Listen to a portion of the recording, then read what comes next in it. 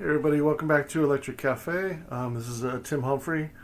Today's video, I wanted to take a moment to talk with Portia here, who's I met at we worked at a record store together in the area, and we kind of kicked it off. She's really open to music, and we talked a lot about music, and I really wanted to kind of get her on the channel and start doing some more interviews with friends of mine who are also collectors and big into music, and also eventually talk to and interview some artists that I like as well.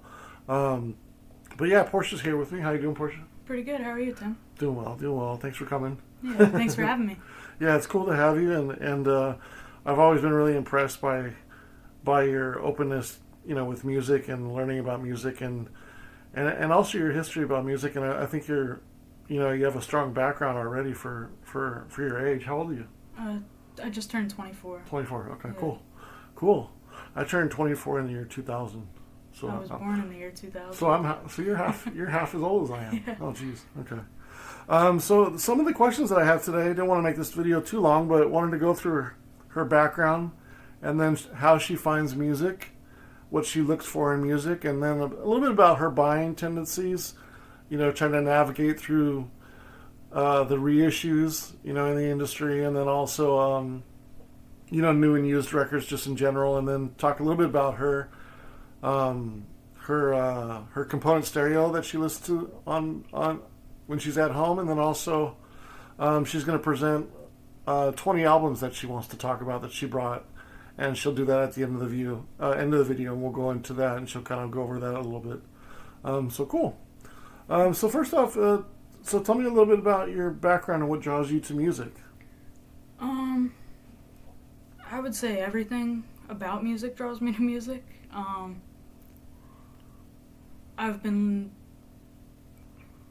My dad really got me into music when I was probably, I want to say around 9 or 10.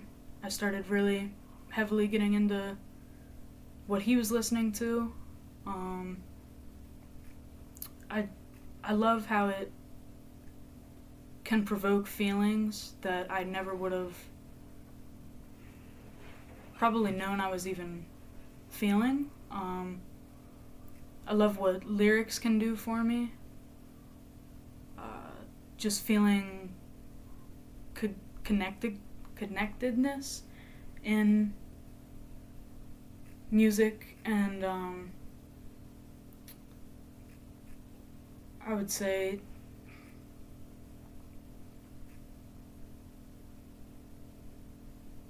just having something there that isn't necessarily like a person that you're talking to, but having an album or a song that really speaks to you, that feels like someone understands you or gets you, is probably the main thing that draws me to music, is just feeling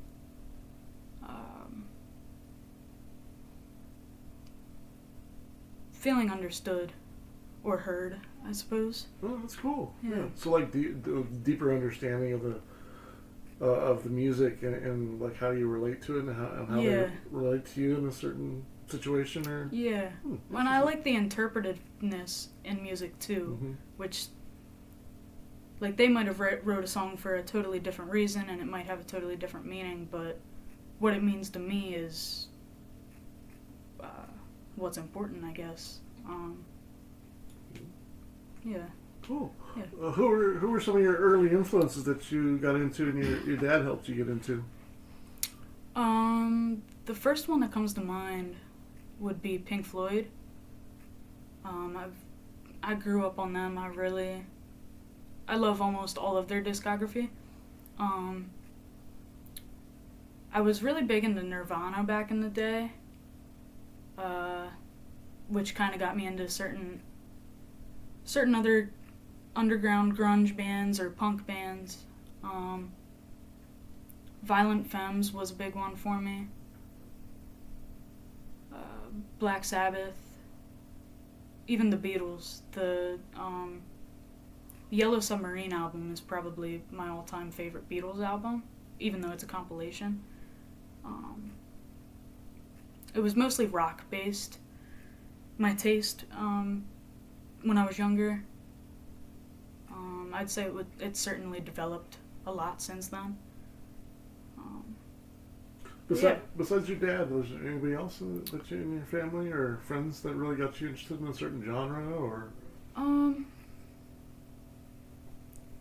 Not so much. My grandparents would always put on like oldies songs, like Sam Cooke or uh, uh, I can't think of the name of the one band, but yeah, just oldies. I was always really into, and back in that time too, I think I was in like 5th or 6th grade when I started heavily just really understanding and listening to music and what it can do. And I was kind of escape. yeah, yeah, and I was very into like rap and hip hop at that time too. I was a big Eminem fan. So kind of hip hop around the late '90s, early 2000s, kind of in that range. Yeah, yeah. West Coast or East Coast? East Coast Yeah. mostly. Yeah. So more of the storytelling. I'm sorry. I was thinking of the East Coast more as the storytelling than Yeah. the West Coast is. Yeah. Although, I mean, I love some West Coast hip hop, but yeah, I would say probably East Coast more. Okay. I was really into like Exhibit, Scarface. Scarface is South though, right? But I'm honestly not sure. Yeah, I don't know. He's from Houston, Fifth Ward, wherever that is. I think it's Dallas. Okay. Yeah, I'm not too sure. I just know the one album. Because he used to Diary. Yeah, the Diary. Yeah, he used to be in with the Bushwick Bill. He used to be in that. Oh God, I can't think of the names. Why can't I think of the names? Oh, Yeah. Yeah, I know what you're talking about. I'm playing tricks on me. Yeah. That song. Why can't I think of the name? Yeah, it was like a group. Yeah, with Can't think of it either. Willie D was the third member. I can't even think of the name right now. Yeah. They had that album called Resurrection in 1997 that I really liked, and I can't think of their name. God, that's gonna bug me. Yeah. I'm always really bad. I know. I space out sometimes. I blank. Oh God. So like I know your dad pretty well, and or not, on a general level as far as like what he's into. Yeah. How does it? Yeah, and to say your dad's really into. I mean, your dad's like a handyman. I mean, Yeah. he paints motorcycles. He fabricates, rebuilds things. He rebuilds tube stereos, and he's really into music. Like being around him, around his like component stereos, and he's a big music collector. Like, how do you think that's helped you throughout your life? To this point, as far as getting to know like component stereos and appreciating music at a different level. Yeah. Well, it's really only been within the last, I would say, year or two that he really started collecting stereo equipment. We always had a setup when I was younger. Wasn't the best setup. It was just 2 floor speakers, and I think they were Paradigms. But I guess it's helped me a lot because now I understand what music can sound like. Even if you switch a certain set of speakers to a certain amp, or even hooking a certain like record player up and speakers to like a tube amp or something, it completely changes the sound. And it kind of makes you appreciate like what they had back in the day compared to what we have now. I mean, to me, a lot of the things that were made back in the day were meant to last, which I think is just the products were just made better. Not to say that they don't have good stereo equipment today. It's just the good stuff is pretty expensive nowadays. But You can get a good sounding stereo for less money. yeah, Nowadays. Yeah. Well, in those days. Well, I guess it was probably all relative, but yeah, I would say, yeah, like I really prefer like 60s to 70s, just equipment in general. Yeah. yeah, and that's why I wanted to ask you that question because, like, I feel like you're, you may not know it, but I mean, people your age generally listen to music on just headphones and their phones and stuff like that, and you're surrounded by, 20, 30 different turntables your dad has, and 50 different types of speakers and 40 different amps, like you guys and have, reel to reels too. I mean, reel to reels, and I love listening to songs on reel to reels. yeah, I mean, you're just. I mean, that's something that I really appreciate you. That you're really you're really lucky to have is like you're going to be so much more advanced in your listening abilities and being able to pick apart certain things and how it sounds.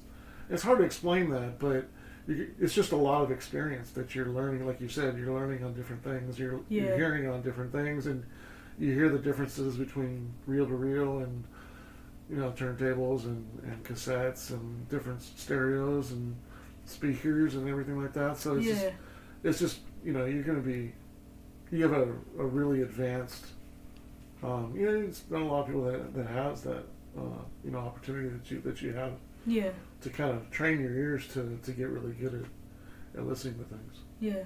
It's cool. Yeah, I appreciate it. I'm grateful. I love music. It's like the only thing that really has my focus, whether it's listening or playing.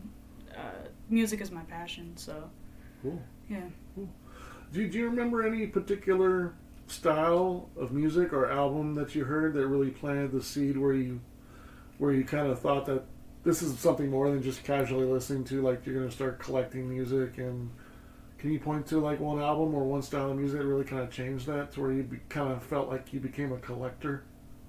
I would say I would have to go with almost anything by Pink Floyd. The Wall album really, I watched the movie first, and watching the movie and listening to the music behind it, it just really showed me what lyrics can do. And those guys, their dads they were in the war. Their dads were in the war. I think a couple of their dads passed away in the war. And so these guys were just really hurting. And it took me to a place that I wouldn't have known about otherwise. Just through their lyrics, and it's their storytellers, I think. The Final Cut album was another one that really stuck with me. Pretty much anything by Pink Floyd I really enjoy. And I would also have to say the James Lade album. I think I found out about that a little later in life, but I listened to that album and the lyrics they captivated me. I could probably listen to that album a couple times on repeat and be fine. That album probably really showed me what music can do. Cool. So, yeah. Cool. You know, I'm not the hugest Pink Floyd fan, but I did listen to the Final Cut. Is it Final Cut? Yeah, the Final Cut. I did listen to it last year when I was at the record store we worked at. Okay. And I did appreciate it in some ways where what he was writing about. Yeah. It felt like he was writing like sort of like war stories. Yeah. Sort of like. That's pretty much what most of their stuff is about. Yeah, it seemed kind of like that. Like I've heard Animals and I've heard Dark Side of the Moon. I haven't heard The Wall. Okay. Although I know some songs off The Wall. Obviously, but I thought the Final Cut was kind of good. I think I can see why people dislike it so much compared to the other stuff. But, I don't, it's a more personal album, I suppose. Yeah. But it's cool that you like James so much too, because I really like James, and I think he's got so much charisma as a singer. Like Yeah. like that's what I was saying on the video that I showed you that I did the review on. Yeah. I was like, I feel connected to him. Like I can trust him. Yeah. In like a way, because it seems like he has so much integrity when he sings, and what he sings about. Even though it's not always related to me. Because a lot of lyrics don't always relate. It's more about mood to me than lyrics. Okay. Yeah. Yeah. With me, and if there's anything that I look least about, is probably lyrics. Like sometimes I'll sing along with lyrics, and then I'm thinking like, oh, I was gonna send this to my girlfriend, and then I was like looking at the lyrics, like, no, I'm not gonna send this to my girlfriend. But the mood had me there, like where I felt like it was expressing what I wanted to express. Yeah. Like the mood, but then the lyrics was like, I was like, no, let's look for another song. But hopefully I didn't get too loud on the audio getting excited there. But no, James gets me excited because I really appreciate, I really like his, I guess his kind of storytelling too. Yeah, I would say. I guess most singers are storytelling in a way, but I just think that album specifically, I've listened to a few of their others, but not as much as I have Laid. Yeah, I'm interested to get. There's just a lot of depth. I'm interested to get more of their catalog as well. Even though most people say that's their best album. Yeah. I really do like Born of Frustration. Okay. That song it's on the thing. That was their first sort of indie hit. Okay. I think it was 2 albums before, like in '89. But they go all the way back to like '86 or '83. Yeah. It was like. I think I have their self-titled album, which I've listened to a couple times, and their album called Seven. Okay. I haven't gotten around to listening to that one yet. I did hear the one new song off the new album. I'm saving that album to review it, actually. Okay. So once I get to another James, maybe I'll do. Well, actually, it's a new album, so I can't do it. I'm doing old albums. Yeah. So I'm going to do their old albums. But I did hear one song off the new album. It was really good. Yeah, I'll have to check it out. Yeah. So there, I got a few. Now we kind of got to know you a little bit better. Kind of wanted to ask you some questions about how you find music. I think one of the things that I don't necessarily. Well, there's. I guess it's. There's good and there's bad about. I think probably about anything you could think of, but I think of when finding a music, like it's really. You guys don't have to go to record stores. Your generation doesn't have to go to record stores, and you guys can find it so many ways. But in a lot of ways, it's easy to find music, but it's hard to find good music. Yes. You know, but how do you kind of look for music? Like, how do you kind of discover music? Like, there's many different ways that I do that.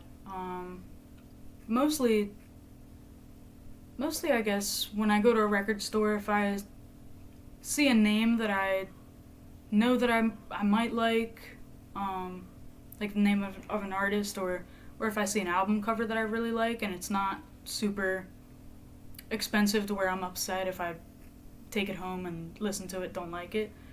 So you're okay to take a chance on it if it's sometimes, yeah. Like in a store, like to buy it just based on what it looks like. Yeah. That's kind of the old school way. That's not how I got to expand my taste in music, was buy stuff that I always wanted people not to really kind of tell me what to buy, and I could kind of find my own way. I always like to kind of do it myself. Yeah. Too. And that's more fun anyway. I mean, the find is more fun than just already going in and knowing what you're looking for. Yeah, it's a big part of the search. Yeah. Yeah. But I also, a lot of times I'll find music too if someone posts. I follow a lot of just artists and synth groups and stuff on Instagram, and now you can post pictures and put music with the photos.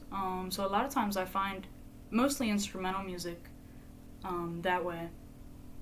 Is that how you found that one band you were telling me about? No, I just saw that one in the record store. What were they called? Survive. Survive. Yeah. Cool. Yeah. Do you use YouTube and Pandora and stuff like that too? Discover music? I used to use Pandora. I do use YouTube don't use Spotify too much, but I use Apple Music too. Or I just started getting on Bandcamp. Okay. And every time I see like just a cover that I like Mm-hmm. of, mostly I've just been looking at the electronic section because I'm not super familiar with electronic yet. And then I'll go to Apple Music, or I'll just listen to it on Bandcamp, and see if I like it, and then I'll add it to the wish list or something. Cool. Yeah, there's a lot of underground bands on Bandcamp. Yeah. It's pretty awesome. Yeah. Yeah, I've been on Bandcamp for probably 12 years now. Yeah. Wow. And I've been buying on there for a long time. It seems like. Yeah. What do you look for in music? Mm. Like when you're looking for music, besides like how you buy, but what do you actually look for in music? Not as far as like styles, but well, maybe tied to styles too. Like what are you kind of looking for in music right now? Well, I would say like the first thing, I can sometimes tell if I'm gonna like a song or an album. Usually it's the singer first, just based on the voice of the singer of the group, and the mood. I tend to gravitate towards darker music, just like kind of gothic.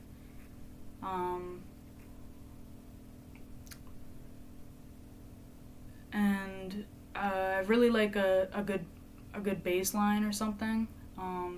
I love like cello music or like an upright bass. So I kind of like some of the heavier, darker toned music. But as far as styles go, I can pretty much listen to almost any genre. Any genre of music except for maybe country. That's probably my least favorite type of music. Yeah. Okay. Well, what's your current collection like? As far as your vinyl. Vinyl. How many pieces do you have right now, you think? I think I might have close to. It's not that much yet. I probably have close to like 200, maybe a little over that. It's a pretty good size vinyl collection. Records. Yeah. I was talking to I met my neighbor upstairs. Turns out he actually came over last week. Nice. And he likes heavy metal, so he's kind of getting me into a little bit of metal. Yeah. Like he's really into like dark metal and black metal and stuff like that. Okay. So hopefully he knows his stuff, so he'll introduce me to some cool darker metal that hopefully I like. Yeah. He likes Skinny Puppy, which is cool. I showed him Skinny Puppy and showed him some electronic music. But yeah, we were kind of talking about it, and he only has like 50 records, and he's your age. Oh, okay. So you got 4 times as many. Yeah. And he said he's a hardcore collector. So yeah. But well, yeah, what's your current styles that you have in your collection? I have a lot of rock. I probably have about 10 to 15 electronic albums now.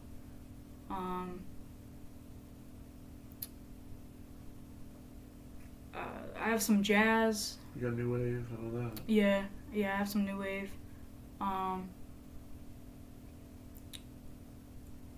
you have that much grunge? You said you had grunge. But... Yeah, I like grunge. I don't have much vinyl. Who's your favorite 3 grunge albums? 3 grunge bands. Oof. Revival's gotta be one, right? No. I suppose I would have to put them, even though I feel like that would be like a very popular opinion. Yeah. The only reason why I mentioned it, you said that was your.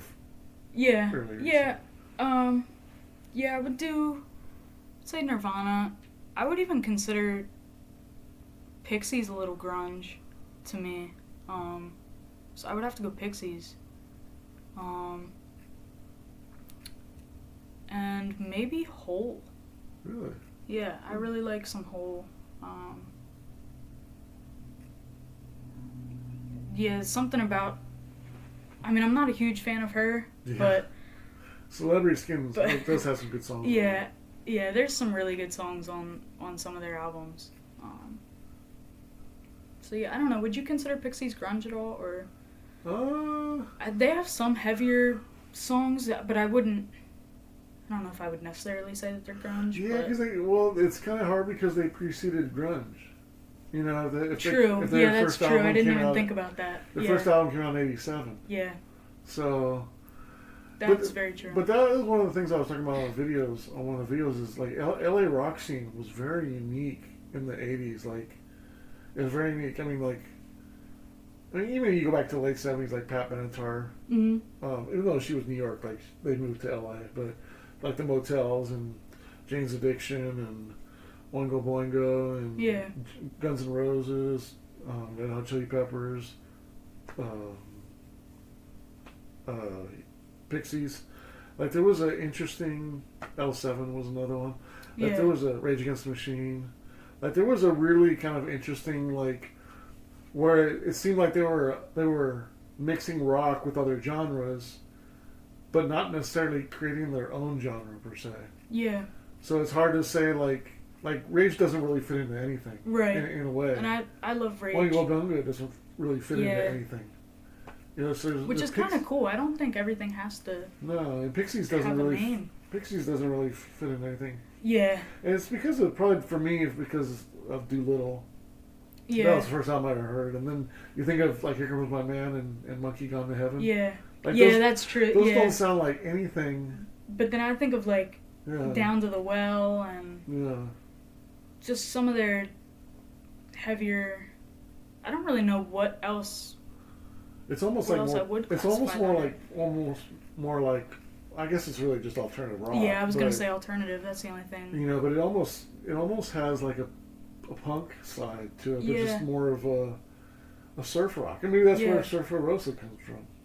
Yeah, you know, it's like surfer rock. Yeah, you know, like I don't know, but there is that kind of surfer rock sound from Beach Boys in California, and you know, and a lot of stuff, and it inspired a lot of even punk music. Yeah, you know, the surfer rock stuff. You know, it's kind of strange. It's kind of like its own kind of scene in California. But yeah, Pixies don't really fit.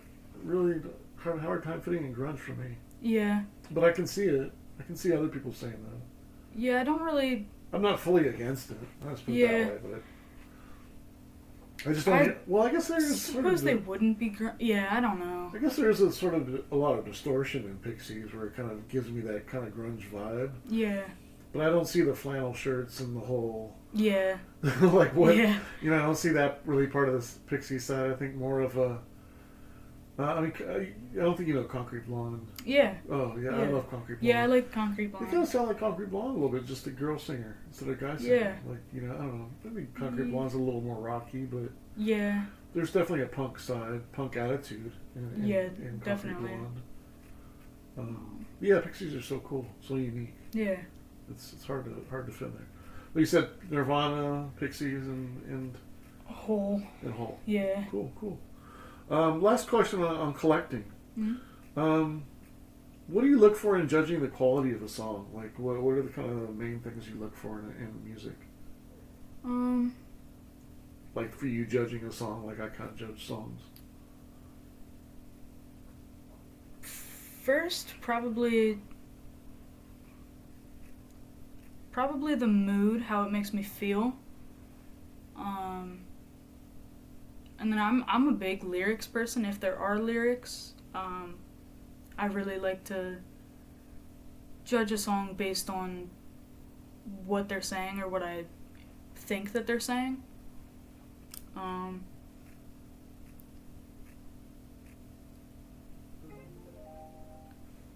about that. Also, just I guess the groove. You like bass lines, you said. Yeah, I really like bass lines. really like darker. And you said the vocalist some too. darker music. Yeah, vocals. Like I like. I don't know how to explain it. Vocals are so important for I think making so. you feel like making you understand the genre or Yeah. the direction they're going. Yeah, and I mean, a singer can make or break the band for sure.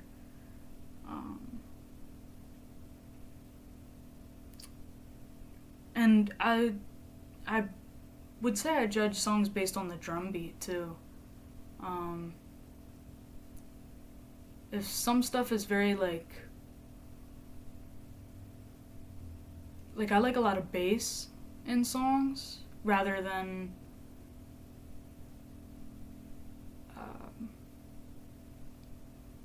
I don't know how. Like guitars even, or other instruments, like you know how drums. in like that, I think it's called trap. The style. The style that you. It's kind of more like hi-hat sounding. Okay. Than it is like bass heavy. Do you know what I mean? Yeah, I guess it's like the claps and stuff. It's more forward on the percussion side than the led by the drum and the bass. It's more led by the claps and stuff. Yeah, I would say I don't usually lean towards that. Yeah. But even in like rock songs and stuff, I just didn't know how to explain that. Do you like ska? I like some ska. So I think of ska as kind of like the trap because it's kind of, I don't know, I'm not a drummer, so I don't know how to explain it, but it seems like it's more forward based. Yeah. Than more of a casual drum snare, drums. Yeah. It's like, even though the BPM's faster, like it kind of has like a galloping kind of sound where instead of laid back. Yeah, and so a lot of times you like more of the laid back stuff. Yeah, I like more in the groove, like you said. Yeah, kind of usually slower songs. I mean, it all depends. I like a little bit of everything, but yeah.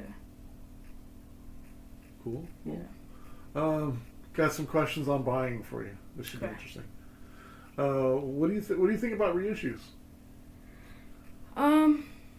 For me personally, I try to get originals if possible. But there are a few reissues I have with like special colored vinyl or something.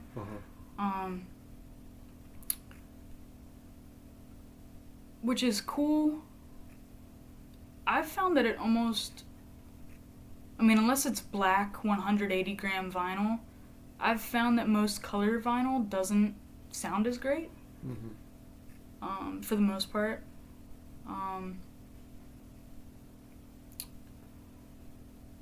I think it's cool. I think it's nice if you can't find an original of something, and if you do, it's $1,000 or something. So I think it's cool to release that album that you're looking for, but easy, so that it's easier for you to actually go out and buy that album.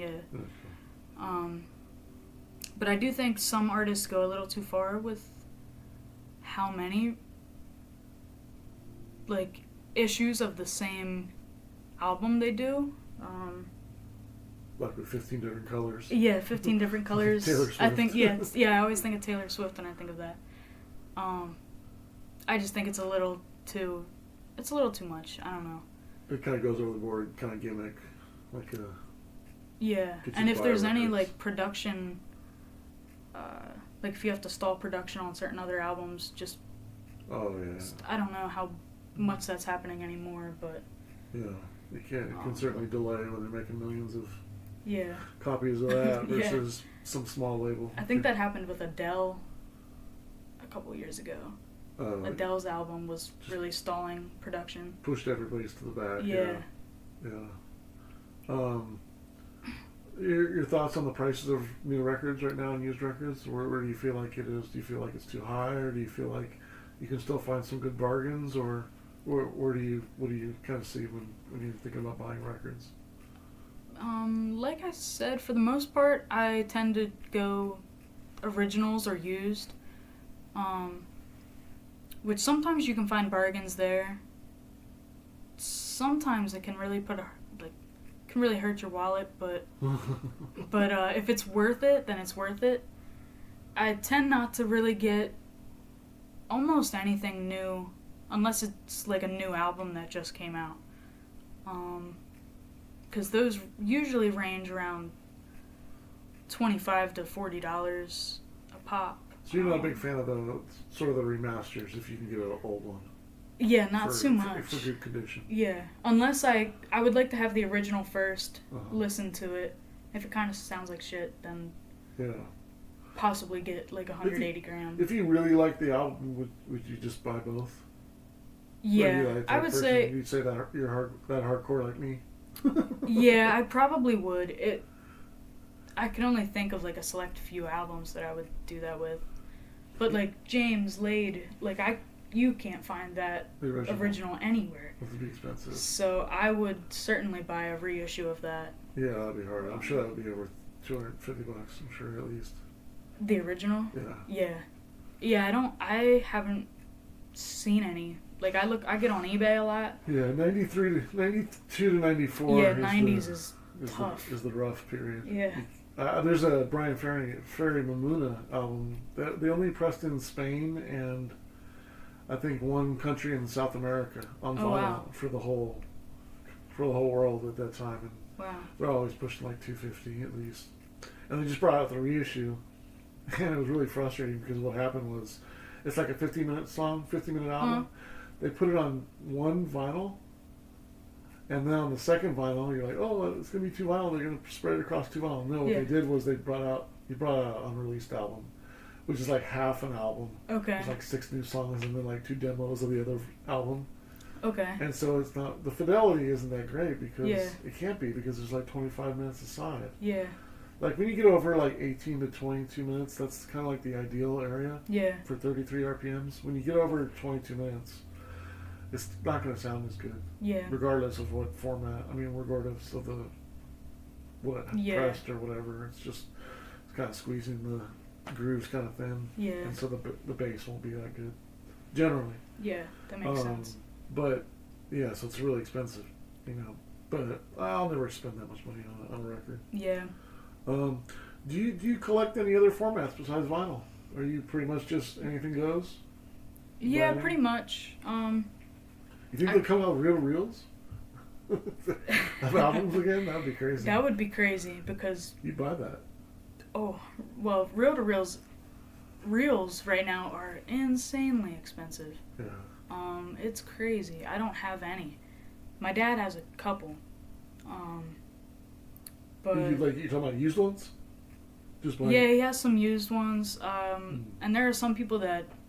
Oh, you're talking about the original old ones that were new, the actual albums.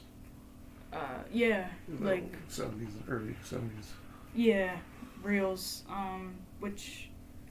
Yeah, those were just lucky. I mean, he didn't buy those because those go for like $400 or $500 sometimes. Yeah. Especially if they're a popular album. Yeah. But there are some people that like record them themselves and then sell them online. He has a couple that way, which they sound pretty good. Yeah. And they're a little cheaper, but even still, they're just insanely priced. Yeah. But you collect cassettes and CDs too. You're pretty open now. Yeah. I collect cassettes, CDs.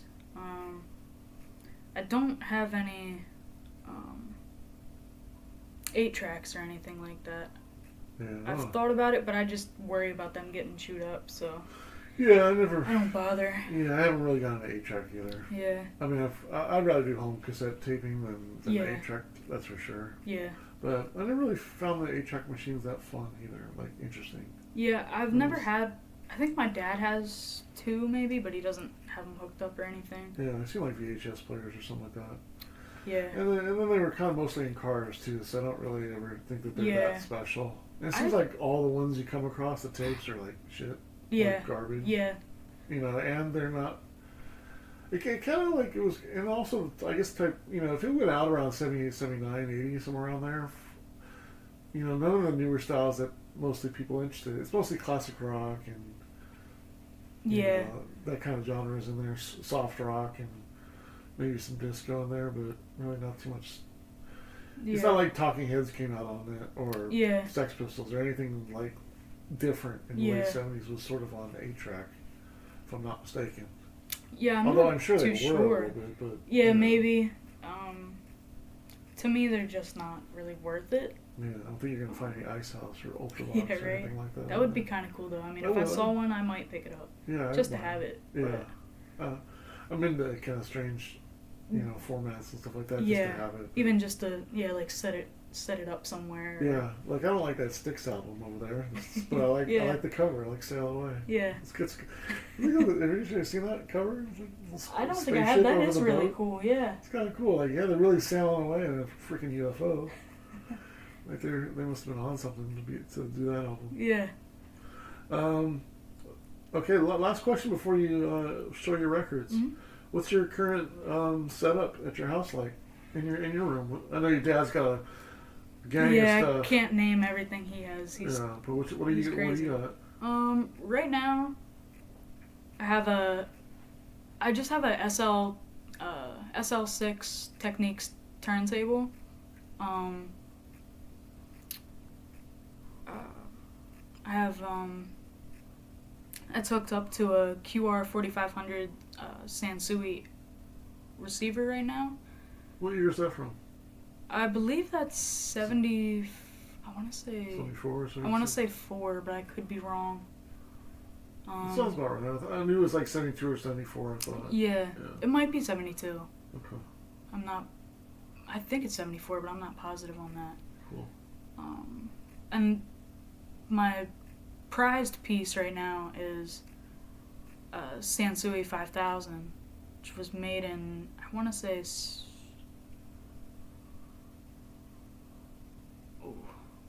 I think 69. Oh, wow. But I Is that might old, be huh? wrong about that. Do you know how many watts it is per channel? I think it's 20 watts per channel. Okay. Might be 25, but I think it's 20. Is it 4 ohms or 8? That's probably I 8. think it's 8, yeah. Okay. That thing's powerful, though. Yeah, it's nice. I was really lucky to find that. What do you have to do to it to get it? One of the channels went out on it, Okay, so why don't you give it to Jason when you saw him? yeah, we've been talking about it. I just need to get up there and do it. That would have been a good opportunity when you saw him last week. Just give it to him. Yeah, I thought about it, but they seemed like they were in a rush, so I just Yeah. didn't bother. Sometimes you gotta throw stuff at Jason to get him Yeah. out of it. Because you may not see him for a while. Yeah, Like I haven't seen him for like a few months. yeah. I mean, I could just run up there. I know we talk back and forth on Facebook sometimes. Oh, okay. And my dad's running up there all the time too. So. True, yeah. Just tell him to drop it off. Mhm. Oh, and you have some other things. What kind of yeah. speakers you have? Right now I have Warfidel. What are they called? I think I want to. Oh. What size are they? 10 inch, 12, 8s? Do you know the size of the woofer? I think they're. I want to say 10-inch. They're 2-way or 3-way? Do you know? I think it's 2-way. Okay. I'm not positive. Probably 2-way. I don't know too much about those just because they're my dad's. Yeah. And I've just. If they're probably or middle, older than like 1980, they're probably generally 2-way for the most part. Yeah, they're. Especially after earlier. I think they were made in 75. '62. Oh yeah. Those Yeah, are 2-way. they're they were made over in England. I really like Warfidel speakers. Yeah.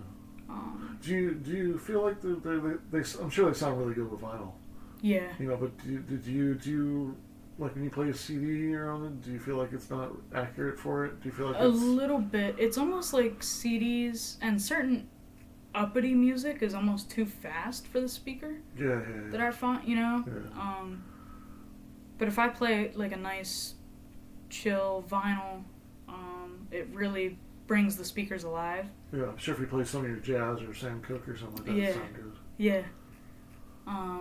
Which I would like to get another set just to have for different types of music Yeah. that I play sometimes. For sure, that's what I like to do. Yeah. I like to match the personality with the style of music. Yeah. Personality of the, or what I feel like. You know, like if it's industrial music, I would rather play that on some piano finished speakers than I would like some wood ones. Yeah.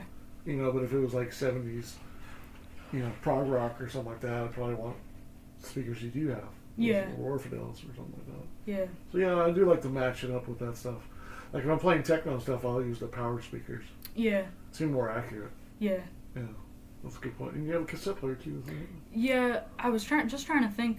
Right now I'm using a B&O. I want to say it's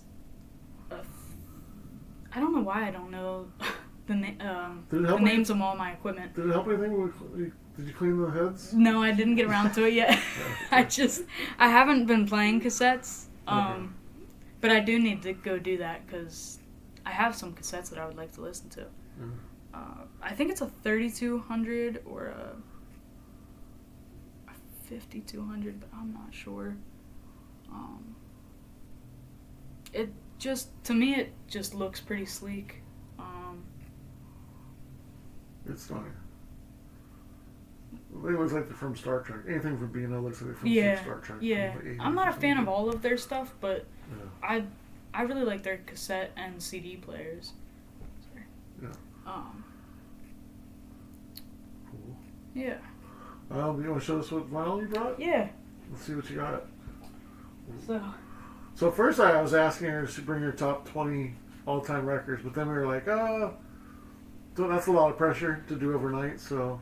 Yeah, and I'm still in the process of, like, this process made me realize how little of my favorites I really have. So I just brought 20 albums that I felt are some of my prized possessions in my collection. Cool. And I like almost every song on the albums, so... First, I brought Final Cut. Yeah, Speak of the Devil. Pink Floyd, yeah. I do like the cover a lot. Yeah, I like the cover. This one just... like I said, I love everything by Pink Floyd, but this one just really did it for me, front to back. I'm trying to hold it up later. Let's talk about it. That way they can... Yeah. Probably my favorite song on the album is probably... I really like Southampton Dock.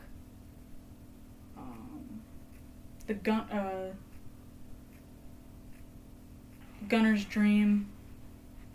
Have you ever heard any David Gilmour's Two Suns in the Sunset? Yeah. Are they any good? Solo albums? I think David Gilmour is like... he came in after... I believe he came in after Syd Barrett. Yeah. But I think he's the backbone of... Do you like him pretty much everything. You like him more than Roger Waters, or? I'm a huge Roger Waters fan just because of his voice and the... I love David Gilmour's voice too, but like the Final Cut is mostly Roger Waters. It's all him, isn't it? Well, I think it might be. Besides, Gilmour's not on that album, I don't think, right? No. I'm not sure actually. Yeah, I thought this was sort of... no, yeah, I think he was on this one. Yeah. And so was Mason. I'm not sure if he sings any of the songs. I'm trying to think. It's been a while since I've listened to this. Yeah. But I love Roger Waters' voice. In The Wall, he just has... It's kind of more... It's not as pretty as Gilmour's voice, but he certainly evokes certain feelings about what he's talking about. He's obviously angry about just whatever he's been through, I suppose, and you can hear that. So I tend to like that more, but I do love David Gilmour, and I like both of some of their solo albums. Cool. Yeah. And then the next one I brought is the Hunger soundtrack. This is mostly classical instrumental music. A lot of... I think it's pronounced Schubert. I don't know if it's Schubert or Schubert. Yeah. and there's a lot of Bach on here. But this is just, it's dark classical for the most part. And I wish, at the beginning of the film, the Bauhaus, Bela Lugosi's dad is playing. I wish it was on this album, but sadly it's not. Cool. Good choice. Yeah.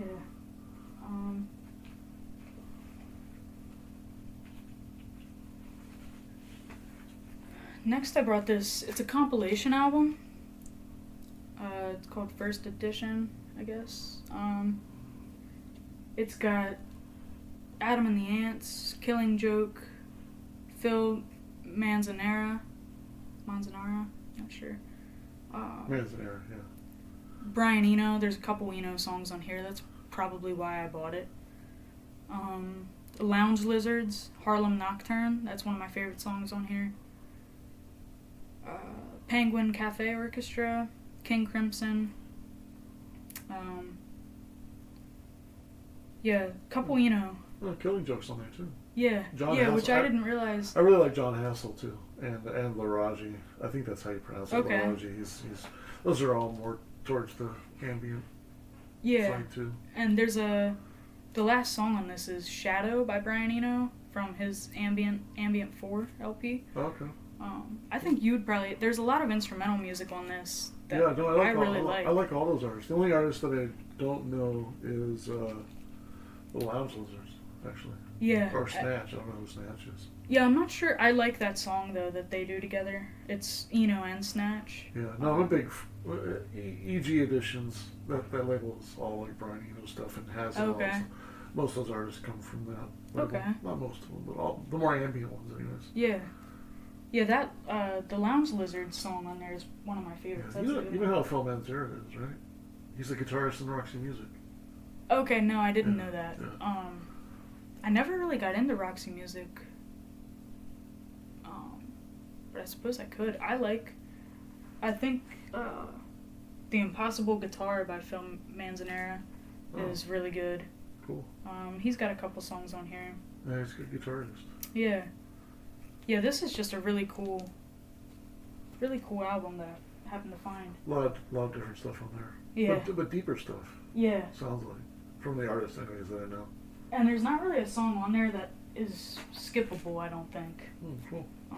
Next is kind of a wild card. I found this, luckily, I love Reckless Eric. I'm not sure how popular he ever got. I think his biggest song was Go the Whole Wide World. What year is that? I think this is 70. This is a like a big compilation album of his. So I'm not sure what year this one released. Oh, that's alright. Yeah, I was just curious. I never even heard of him. 1980 this one came out. Yeah, this is, I was very surprised to find this. I would say it's mostly like punk kind of. I think it's almost like what's his name? Is it like art rock or something? Or it's kind of like glam rock? No, I wouldn't say it's glam rock. It's almost just like punk that maybe didn't quite make it. I don't know how popular he is. I never really heard anyone talk about him. When you said early 70s, I would think, because punk wasn't sort of around, although yeah, I guess it was. Yeah, true. Ways.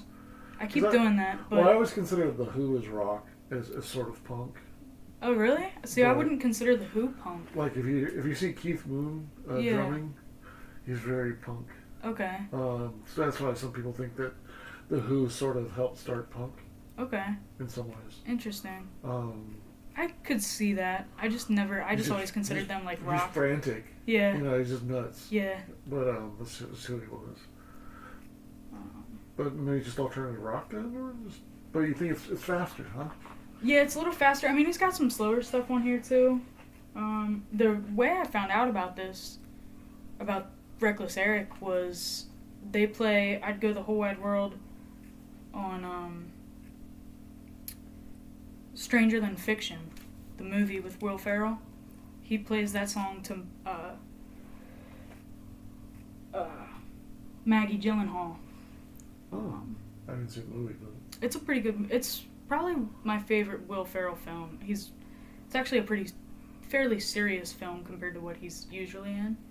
Um, but yeah, that's a pretty good one. So that's where you found him, as he was in that movie, and then you recognized him when you saw the record. Will Ferrell sang that song to Maggie Gyllenhaal. Did you know that was him, and then you found the record, and then you knew that was him, or? I've heard the song on Stranger Than Fiction, Uh-huh. and then I think looked into who that was, and it was pretty hard to find. Yeah.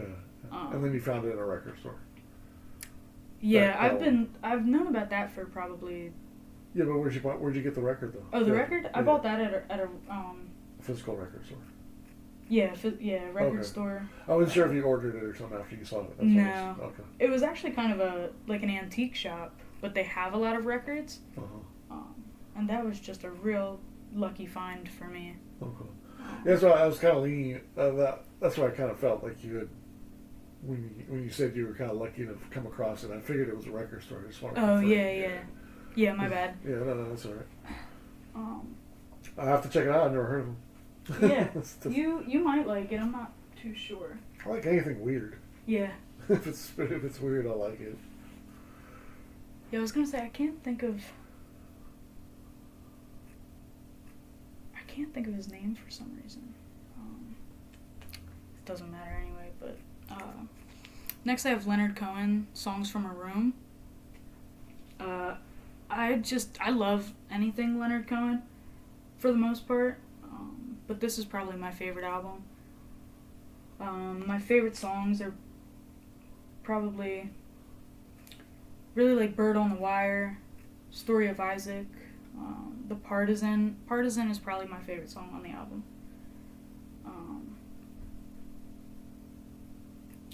Yeah, this is just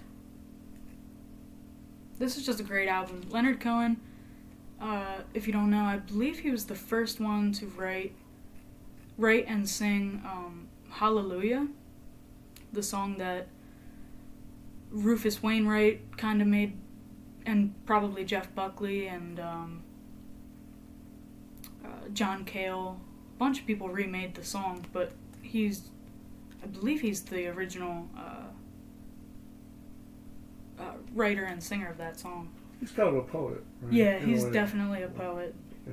Cool. Yeah, he's just awesome. I never got into Leonard Cohen, but I've always heard good things. Yeah, he kind of like sings, like he's not, he's like, it's almost as if you're like sitting down at a bar with him, and he's kind of talking to you through song, but it just feels, he's got a lot to say, I think. Kind of generally somber stuff. Yeah. It's kind of deep thinking. Not really deep thinking, but deep emotional stuff. Yeah. But not super deep, but yeah, I can see kind of poet. Yeah, certainly. Cool. And the Partisan is, half of the song is in French, and it's just a beautiful song. Cool. I was making sure it was still recording. Oh, yeah. So I don't have the battery plugged in. I wasn't sure if that was causing the buzz. The next album I have is a soundtrack called Manhunter. The movie's fantastic. It's like the first introduction to Hannibal Lecter. I think this was made in 70. Oh no. Yeah, no, I want to say the movie came out in, maybe it was 80s. It says the record came out in 86. I forget if that's when the movie came out or not. But the prime movers on here have a great song called Strong As I Am. Great song. Shriek Back is featured on here a couple times.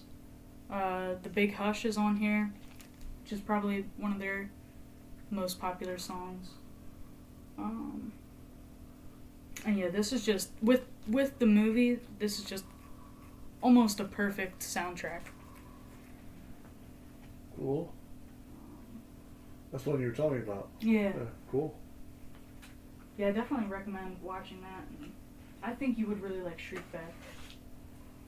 The next one I brought was Bauhaus Burning from the Inside. I knew about Bauhaus for a long time, but I pretty much only knew, like, Bela Lugosi's Dead and some of their most, like, just their popular stuff for the most part. But then I saw this album at it was a huge record, they do it like a record day, once a month. Oh, it's record fairs. Yeah, record fair. Yeah, Local record fair. yeah. The one that I was selling records at that we almost saw each other at. That. I think it's in where's that? Mount Joy, whatever. Is it Mount Joy? Wrightville, whatever. No.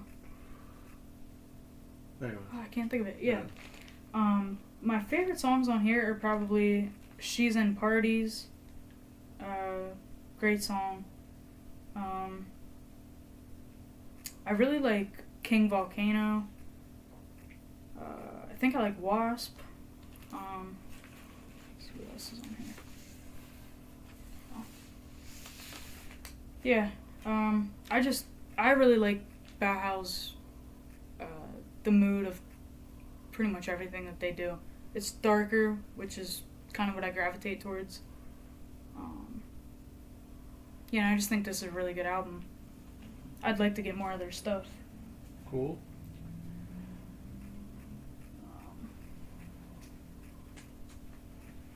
Next I have Shriekback, Big Night Music. This is the only Shriekback album that I have.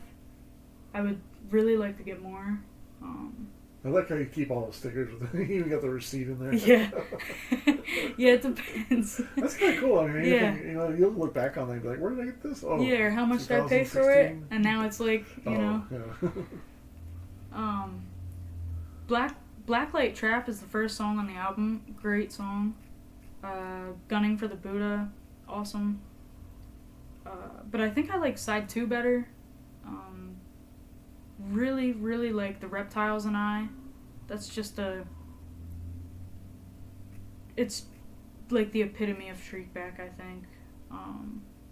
Sticky Jazz is really good, and Cradle Song, great. It kind of reminds me of Bauhaus a little bit, but they certainly have their differences. But this is just, if you're into Bauhaus, I recommend Shriekback. Cool.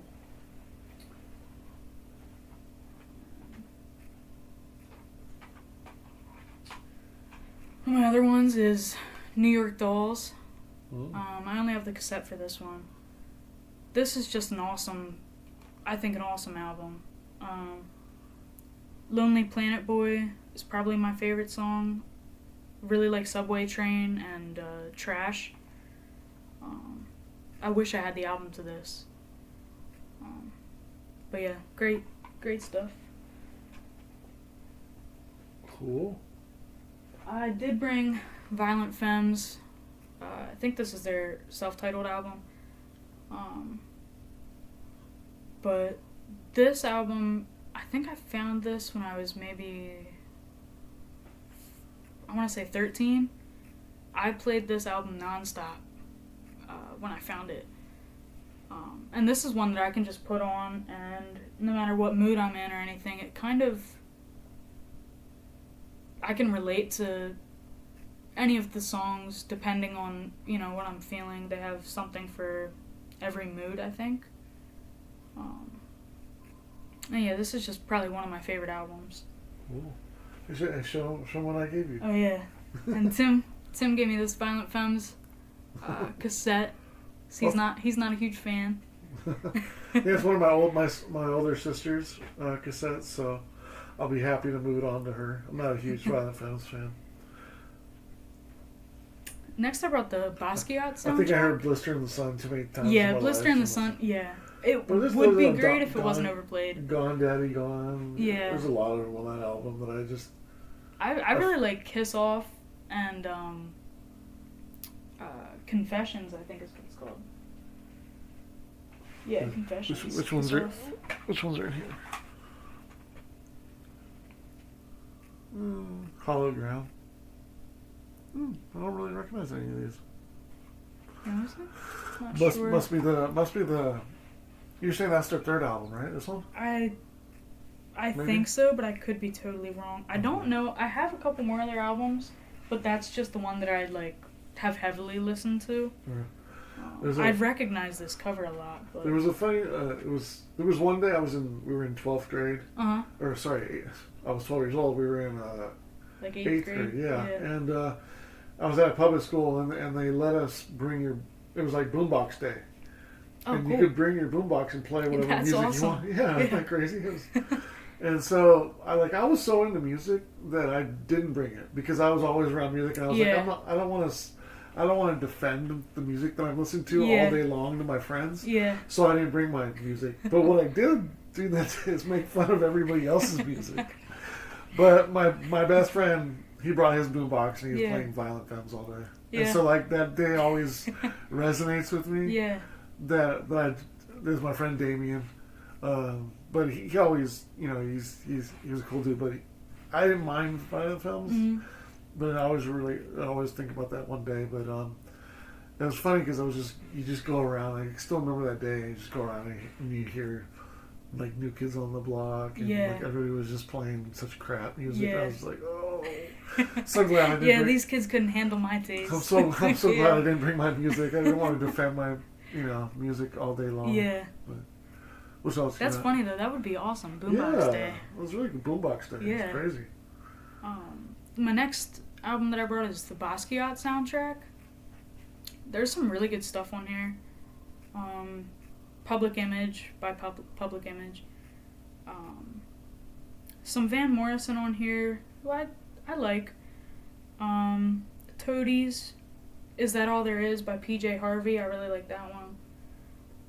Rise, Tripping Daisies. These Days, Joy Division. She Is Dancing by Brian Kelly is a great song. I wish I had that album. Tom Trobert's Blues, Tom Waits, great song. Small Pot of Land, David Bowie, Summer in Siam, Pogues. Hallelujah, John Cale. Great album. Huh, it's funny. Good movie. You were just talking about that and it's on that song. Cool. Oh, yeah, and John Cale was one of the guys that I think he helped form Velvet Underground. Yeah. Next I brought Mezzanine by Massive Attack.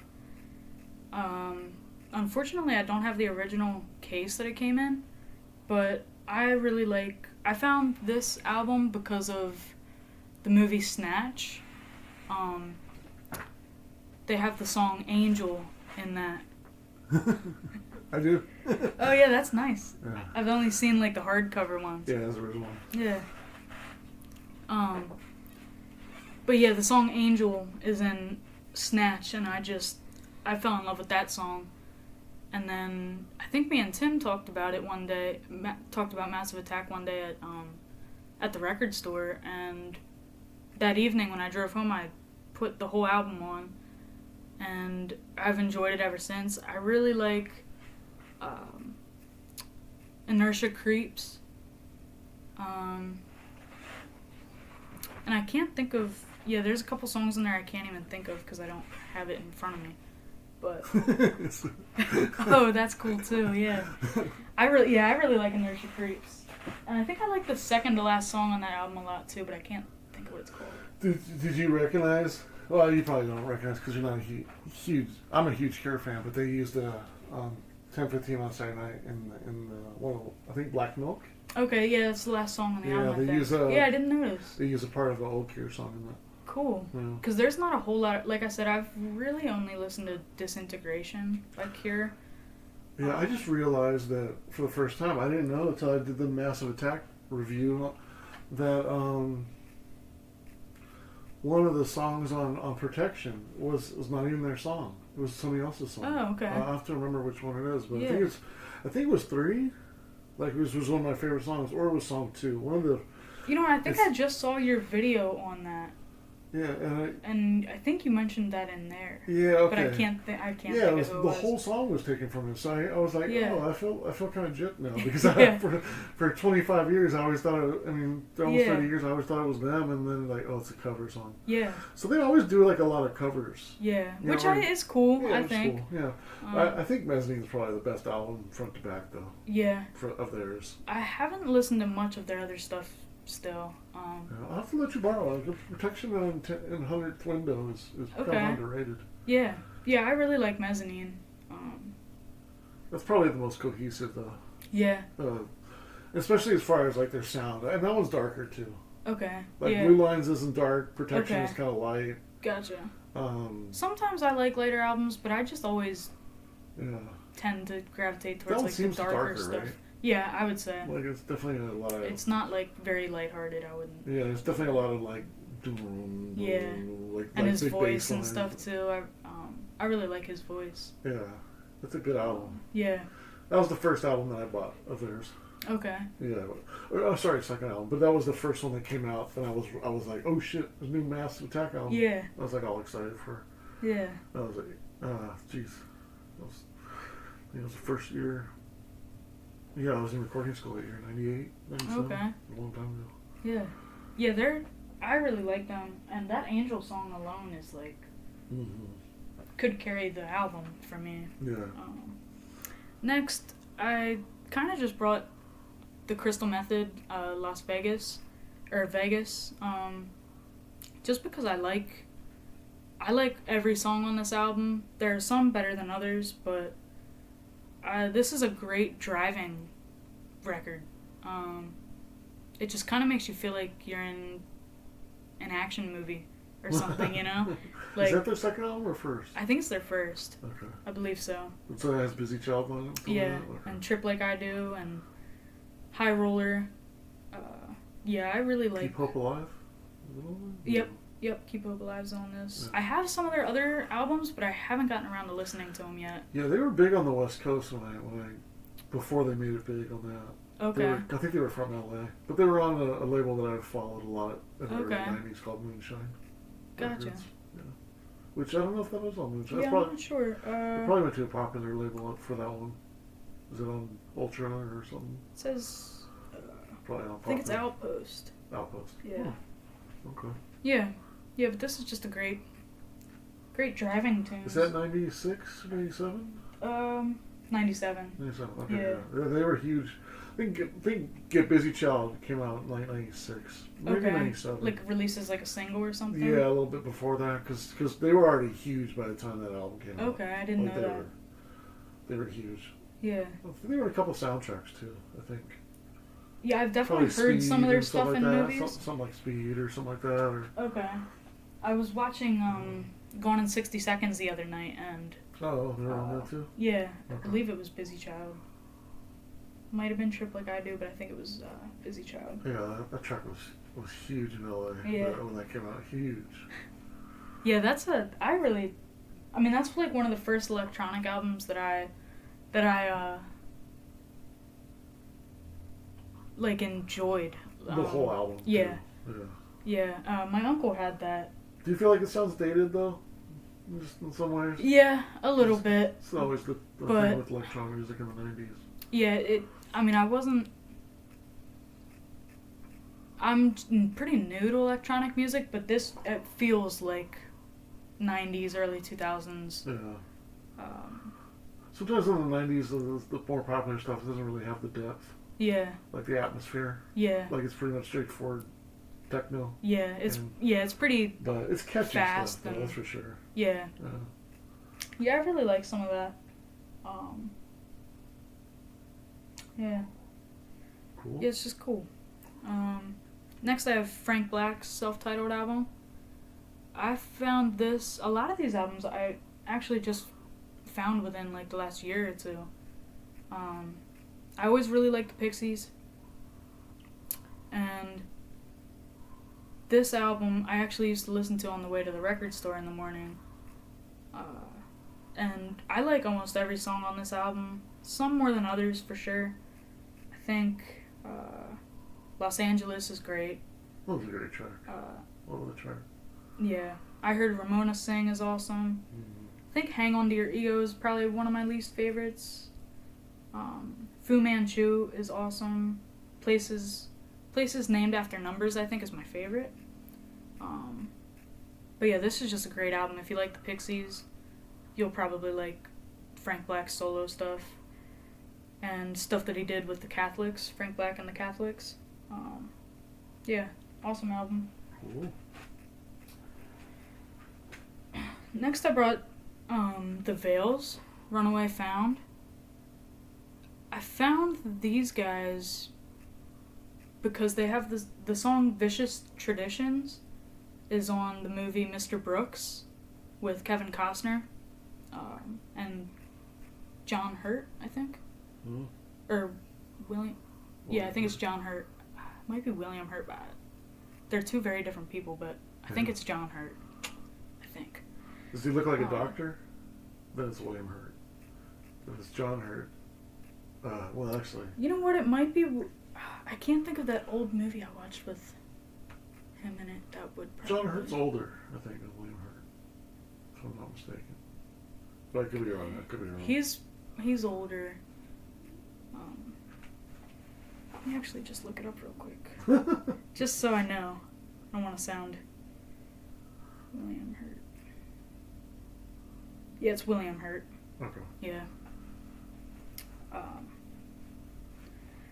But the song Vicious Traditions is like the end song to that movie. And it's a crazy thriller movie. Kevin Costner's a serial killer.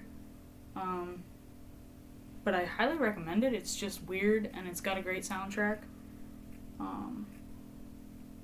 And this was made in 2004. I like a lot of the stuff by the Veils, but this is just the one that I found is most consistent with what I like. Lavinia is a great track. Talk Down the Girl, Valley of New Orleans, Vicious Traditions, and The Nowhere Man. Cool album. Next I brought Echo and the Bunnymen. I think I found these guys because of The Killing Moon is in Donnie Darko, the beginning of Donnie Darko. So that's how I found out about them. And The Killing Moon is probably still my favorite track on the album. I like The Cutter. I like Silver, Seven Seas, Bring on the Dancing Horses. Yeah, this is. Is that the greatest hits? Yeah, I think it is. Yeah. Okay. I have a couple of their vinyl, but I brought this one just because it has the most songs on it that I like. Does it have let me see? Yeah. Yeah, Bring on the Dancing Horse is really good. Yeah. Yeah, it seems like a sort of a greatest hits. Yeah. Yeah. I think it is. I'm pretty sure.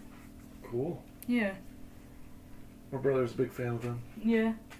Yeah, I like them. They're also pretty like dark, a little bit, I would say. Yeah. Next one I brought is by a guy named Sixto Rodriguez, Cold Fact. I just found out about this album sometime last year. My dad had found him from watching a documentary about him. This guy, I think he made this album in 1970 and didn't quite get the popularity that... Okay. Didn't quite get the popularity that... Like, I would compare him to, like, Bob Dylan a little bit, although I actually think he might be a little better. But years later, he found out that this album did really, really significantly well in where was it? I think it was South Africa. Huh. Which it just didn't, he's from Detroit, and it just didn't hit the States like it did South Africa. They were going through something, at the time, yeah. They had a lot of race relations in there. And they actually banned this in South Africa because of just what the songs meant on it, kind of like like screw the establishment a little bit. Yeah. But I recommend, if you like Bob Dylan, you'll definitely like this. Not really a bad song on the album. Some are better than others. I think Crucify Your Mind is probably my favorite one on that one. Cool. And I have, of course, James Laid. This is just, when I think of my top couple albums, this is definitely my one of my go-tos. So I had to bring this along. The first track on the album, Out to Get You, I think is probably my all-time favorite on the song, or on the album. Yeah, I recommend this one a lot.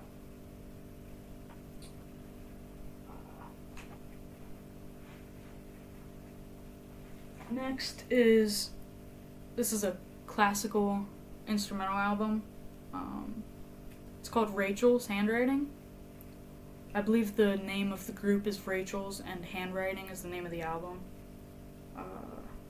My uncle had this, and I would have never found this otherwise.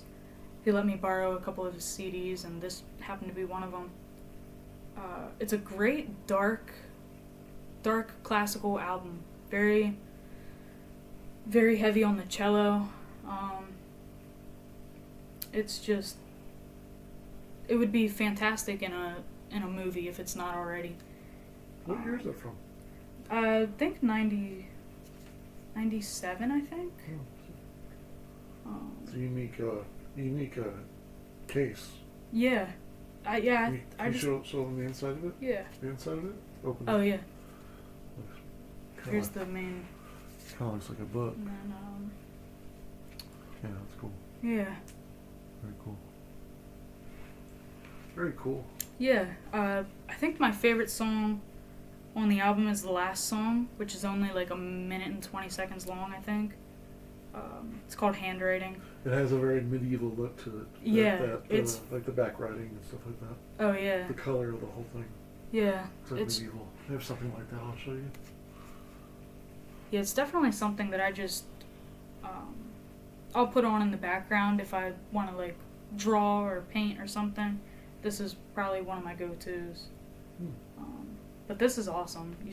It's dark. You should check it out. Say the name again for them. It's called Rachel's Handwriting. Rachel's Handwriting. Yeah. Okay, cool. Yeah, they have a few other albums, but I've heard that this is the darkest one. I just haven't gotten around to checking out more of their stuff yet. Okay. And then the last album that I have is This Mortal Coil's It'll End in Tears. I just found this last year, and I just found this album to be really different and interesting, dark.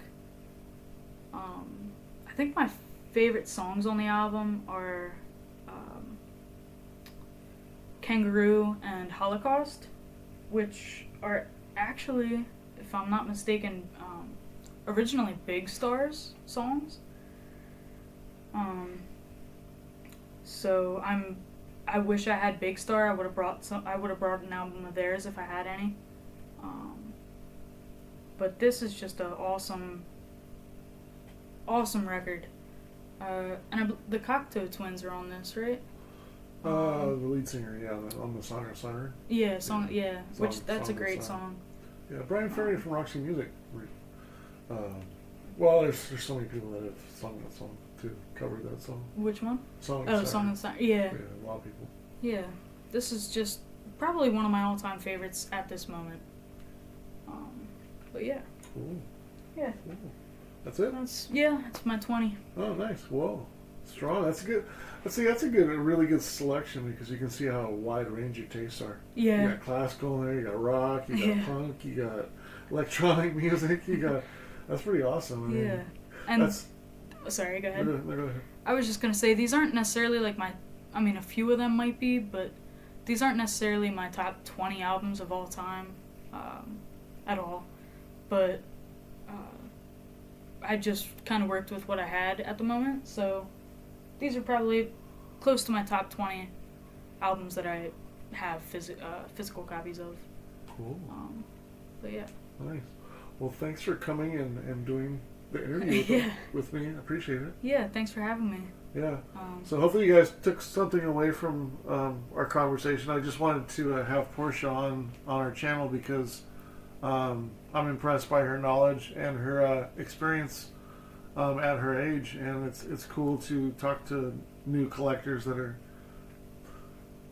moving their way and finding their way through collecting music, and how they find new music and what they're collecting, and how they're listening to their music, how they're kind of appreciating the music by how do they listen to music. And it's cool that Portia's really into like vintage stereos and stuff like that, and through your dad, and so I'm sure that'll help you. That foundation will help you through the rest of your listening life. Yeah, it's a good foundation because sure. A lot of people have to learn that. Yeah, and you're growing up with it, which is really cool. Which is something that our generation did.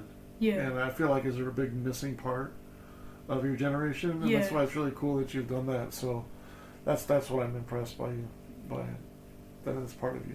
Yeah, so, good for Thank you. you. Good for you. Appreciate that. You gotta pass that along to other people. Yeah, the difference. I certainly try to. I've told people so many times, like listening to music and trying to appreciate music through headphones and stuff like that. Through Spotify is just very dry and very boring. Yeah.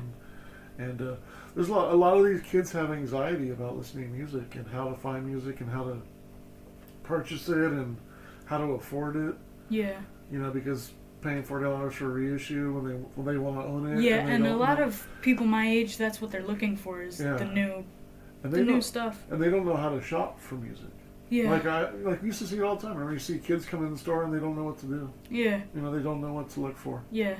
And it's strange, but it's you can kind of see the difference of somebody who's experienced, kind of grown up through somebody who has to learn it, unfortunately, and you kind of need somebody to kind of walk you through it a little bit. Kind of mentor you through it. So it's I'm sure you'll do that in your next few years and mentor somebody else with it. Yeah, I hope so. I try even with my friends and stuff to get them to listen to some different stuff that I'm into, but a lot of people that I know around my age are mostly just into new rap and hip-hop and stuff, which some of it's not bad. I like some of it, but some of it is like unlistenable. It's very hard. That's what's good about see if they had component stereos and stuff like that. Yeah, that's possible. Then you can make them a mixtape and be like, listen to this, and they force them to listen to it. Yeah, that's what I like to do. That's the cool thing about giving out physical music is you kind of force them to. They're not gonna be able to listen to it unless you have something that's can play a cassette or a CD or what have you. But that's kind of cool. Yeah. But well, thanks for being here. Really appreciate you coming. Yeah, thanks for having me. Cool. Thanks. Yeah. All right. Thanks a lot for watching. Take care.